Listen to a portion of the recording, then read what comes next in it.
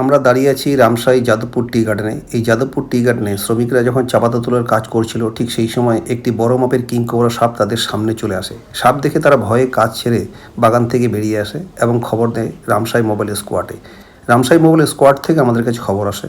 আমরা খবর পাওয়ার সাথে সাথে আমি, অমল, সাহেব, প্রদীপ এই 4 জনের টিম নিয়ে সেখানে উপস্থিত হই এবং রামসাই মোবাইল স্কোয়াড পিপিএসের যৌথ উদ্যোগে সেই সাপটিকে তল্লাশি করা হয়। যেহেতু চাপাতা বাগানের ভিতরে সাপ, তাই রেস্কিউ করাটা একটু কঠিন হবে। তাই আমরা খুব সতর্কভাবেই আমরা এই কাজটিকে করার চেষ্টা করছি। এর জন্য অবশ্য রামসাই মোবাইল স্কোয়াডের পুরো টিম, সঙ্গে বিটবাবু রয়েছেন, ভূপতিশীল, উনি নিজেও আছেন আমাদের সাথে।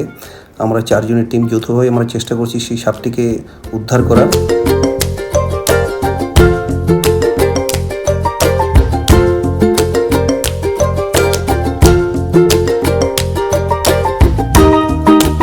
রামসাই মোবাইল স্কোয়াড এবং পিপিএসের যৌথ উদ্যোগে টানা 1 ঘন্টার চেষ্টায় সেই সাপটিকে উদ্ধার করা সম্ভব হলো।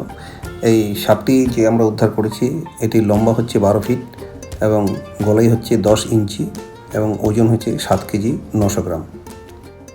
উদ্ধার করা কিংকবরাটি রামসাই মোবাইল স্কোয়াডের সহযোগিতায় আজকে গরুমারা জঙ্গলে ছেড়ে দেওয়া হয়।